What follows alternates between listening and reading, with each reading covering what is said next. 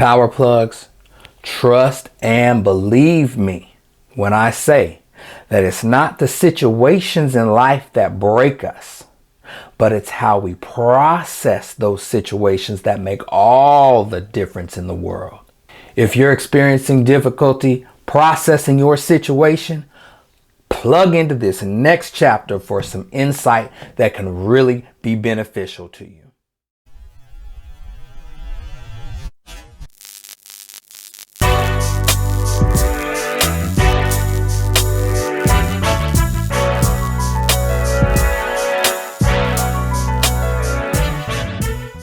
In our last chapter, I asked you to dig down deep and tap into the root system of the very core of your foundational truth in order to find the courage to continue.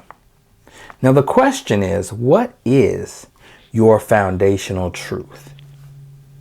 Well, your foundational truth is the story that you believe and you tell about your own life. Now, the title of our chapter asks a question: is your foundation sound? Let's plug in. Now, I am Marvel every day, all day, but our story today comes from a classic story from the DC world, a comic called Batman: The Killing Joke. So Batman has this epiphany and he goes to Arkham Asylum to pay the Joker a visit. And he comes in and he sits down across from him and he starts talking. And he basically says, I've been thinking a lot about this thing between you and me and how it's going to end. He says, maybe you'll kill me or maybe I'll kill you. But you know that that's the end result, right? But before that day occurs, I had to know that I at least once tried to come and talk things out with you to avert the inevitable.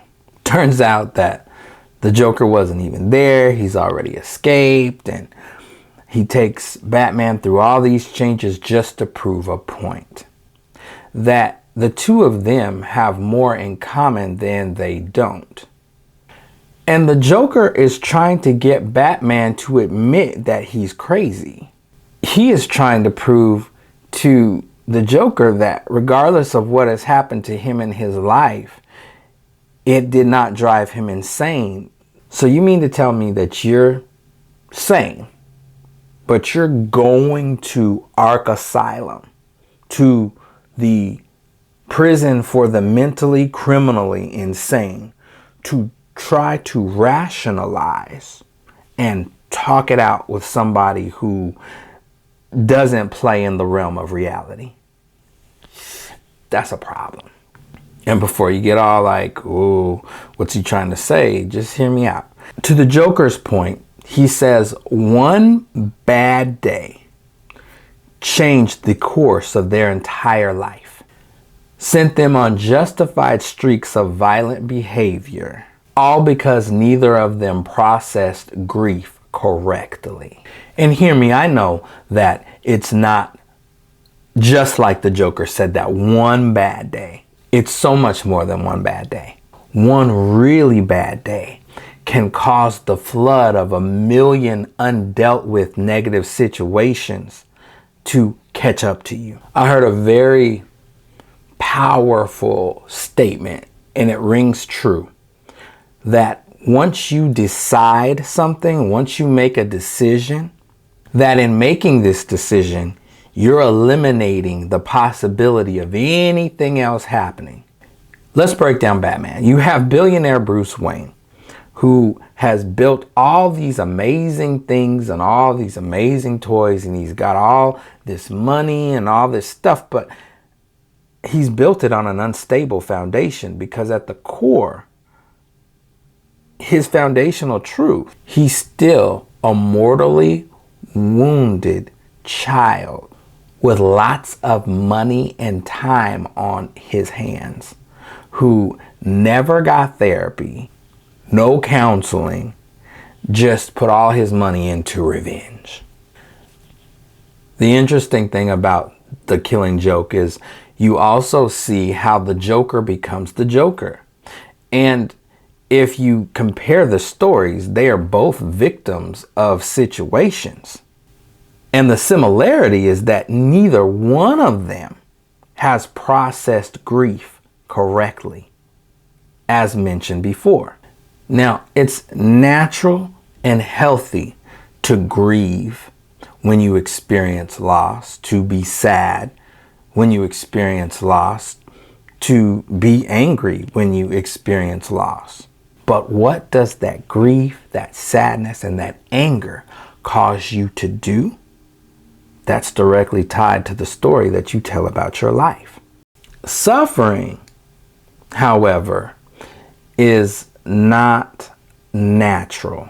The great Ian Van Zant defines suffering, and let me read this to be clear and get this right. Suffering is the voluntary participation in situations and circumstances that diminishes one's capacity and potential to thrive or flourish as a function of a belief that one is powerless to do anything else.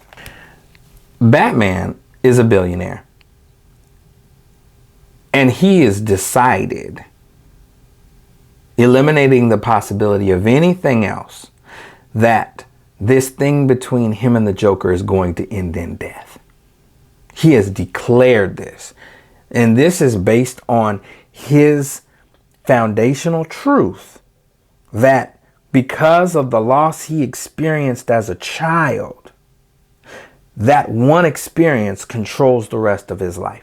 He's got enough money to go and hire other heroes to do the work right. He's got enough money to pay off the crooked police to just quit and hire some people in Gotham that would actually do the job right. There's a billion possibilities of what could happen. Nope. I'm locked in. I won't let this go. I can't let it go. And it's going to end in death. I've decided that. What? Bruh, go live your life. There is a very powerful concept that we need to discuss because, as we saw, suffering is voluntary, as though that there's no other option. Like, this is the experience and there's no other option but for me to behave like this. And the powerful concept is called reframing. In a previous chapter, I used the illustration of a family who suffered the loss of their home in a house fire. One relative reframed the experience and was grateful that no one was injured. A different relative in the home felt like they lost everything because their self-worth was tied to the things that burnt up in the house. Reframing your situation is critical. It is key to finding the courage to continue. So how can you tell if your foundation is sound? How can you tell if your foundational truth needs to be reframed? If no matter how good things are, or especially if things are going really good, in the pit of your stomach, you start to get nervous and you start to worry because you're anticipating and waiting for something to go wrong.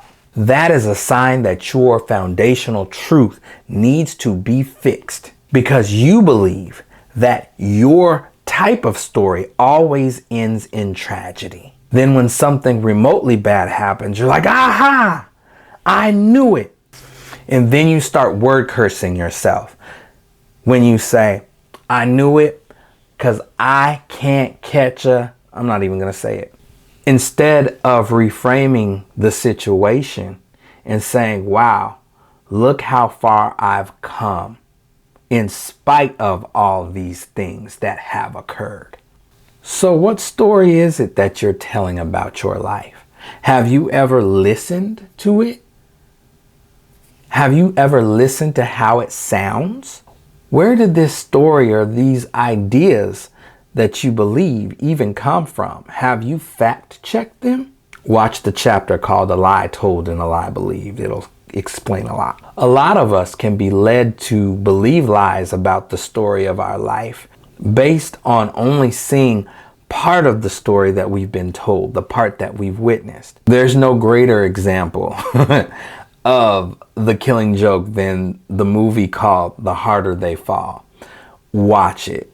It's a tragic but really good movie that proves this point. I'm not going to ruin it for you, but there is a small spoiler alert. You have the character Nathaniel Love, who his arch nemesis and his whole purpose for living is to seek revenge on Rufus Buck, the man who caused his one bad day.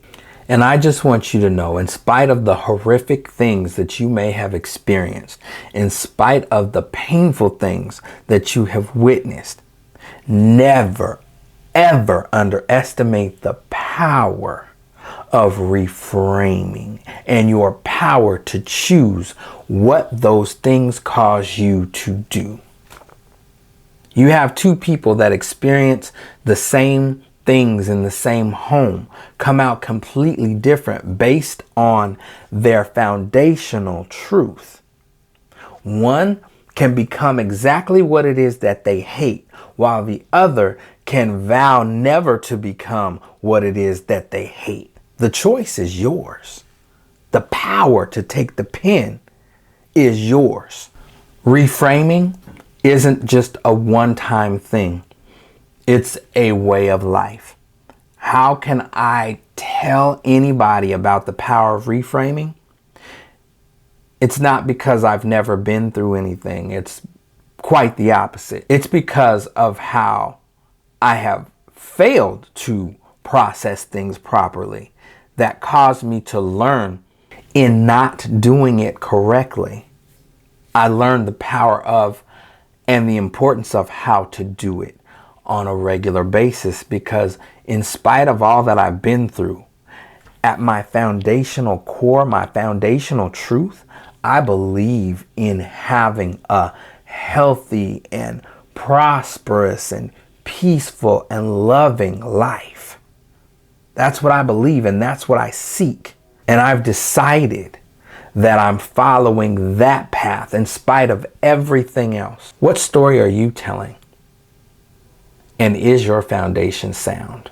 In Scripture, there's an amazing story about two different builders that built amazing structures. One was the wise man and the other was the foolish man. And the only difference between their amazing structures that they built was the foundation that they built them on. Now, the foolish man built his house upon the sand, and the wise man built his house upon the rock. And as the little Sunday school kids used to sing the song, and the rains came down and the floods came up, and the storm of life beat upon both of those houses. Which one stood and which one was destroyed? The one that was built on the solid foundation. Will your house, the life that you built, be able to withstand the storm of life? That all depends on the foundation that you built it on. It all depends on your foundational truth, the story that you believe about your own life. So the challenge question is this: are you going to continue to build upon an unstable foundation and gamble hoping that that one bad day never comes, where the monsoon rains come in that cause the flood of your emotions to overtake you and destroy everything you worked so hard to build? Or are you willing to do the work right now to fix the structural issues with your foundational truth? embracing the life-altering power of reframing your experience. To change the narrative in your life, take the next step. Invest in yourself and book a life strategy coaching session with me at www.beliefinteriordesign.com. Let's start the journey of making belief reality.